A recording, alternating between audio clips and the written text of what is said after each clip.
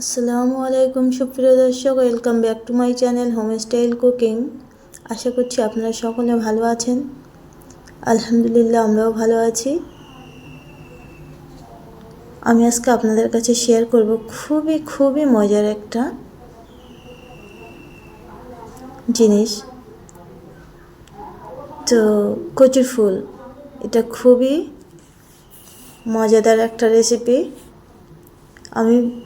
কচুর ফুলগুলো এমন হয়, হয়তো অনেকেই দেখেননি বা অনেকে জানেও না এগুলো খেতে হয়। এটা গাঁটি কচুর ফুল। এই যে হলুদ মতো হয়ে আছে, এগুলো নিতে নেই, এর একটা স্মেল আছে, ভালো লাগে না। আর কাঁচা কাঁচা সবুজগুলোই ইউজ করতে হয়। তো আমি এগুলো এইভাবেই ছোট ছোট করে কেটে নিয়েছি। ওভেনে প্যান বসিয়ে দিয়েছি আর রিফাইন অয়েল নিয়েছি পরিমাণ মতো। এটাতে খুবই অল্প মশলা দিয়ে বানাতে হয়, কিন্তু খেতে দারুণ টেস্টি হয়। যারা খেয়েছে তারা তো জানে, আর যারা খায়নি তারা অবশ্যই ট্রাই করে দেখবেন। তো আমি এখানে একটা পেঁয়াজ নিয়েছি আর নিয়েছি 1.5 টেবিল স্পুন আদা রসুন পেস্ট। এটিকে খুবই ভালো করে কষিয়ে নিতে হবে। দিয়ে দিচ্ছি পরিমাণ মতো লবণ টেস্ট অনুযায়ী, 1 টেবিল স্পুন লঙ্কা গুঁড়ো। এটা আপনারা যে যেমন ঝাল খেতে পছন্দ করেন, এটা একটু ঝাল ঝাল হলে ভালো হয়। 1/2 টেবিল স্পুন হলুদ গুঁড়ো। এটা খুবই অল্প মশলা দিয়ে বানানো হয়, কিন্তু খেতে দারুণ টেস্টি হয়। দিয়ে দিচ্ছি অল্প করে জল, যাতে নিচে লেগে না যায়। মশলাটাকে খুবই ভালো করে কষিয়ে নিতে হবে। আমি এটি বানাবো চিংড়ি মাছ দিয়ে। তো আমি এবারে চিংড়ি মাছটা অ্যাড করব।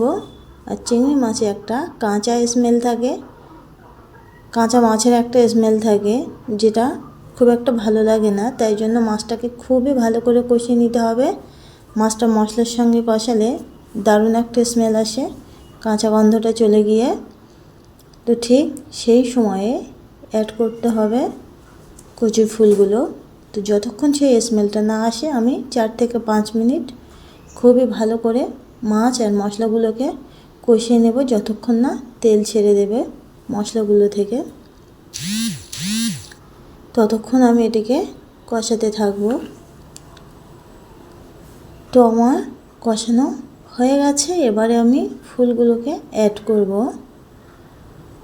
কচুর ফুলগুলো আমি এরকম ছোট সাইজ করে কেটে নিয়েছি। এই ফুলের কোনো চিহ্নই থাকবে না, এমনভাবেই এটা বানানো যাবে। একদম ভর্তা মতো লাগবে, কিন্তু খেতে দারুণ টেস্ট। খুব অল্প পরিমাণ জল দিলাম, যাতে নিচে মশলাগুলো ধরে না লাগে। এক্সট্রা এতে আর কোনো জল দিতে লাগবে না। তো ঢাকনা দিয়ে একটু কমিয়ে নিয়েছি। আর এই ফুল থেকেও জল বার হয়। তো এই মশলাগুলো আর ফুলগুলো খুবই ভালো করে নেড়েচেড়ে দিতে হবে। আবারও ঢাকনা দিতে হবে 4 থেকে 5 মিনিট অন্তর, যাতে নিচে ধরে না লাগে, খেয়াল রাখতে হবে। তো আমি বারবারই ক্যামেরা অফ ছিল, তখনও এইভাবে নেড়েচেড়ে নিয়েছি। এই পর্যন্ত যদি আমার ভিডিও ভালো লেগে থাকে, প্লিজ সাবস্ক্রাইব করবেন, পাশে থাকবেন। তো আমার রেসিপিটা প্রায় কমপ্লিট। ভালো লাগলে অবশ্যই লাইক করবেন। আজকের ভিডিও এই পর্যন্ত। সকলে ভালো থাকুন, সুস্থ থাকুন।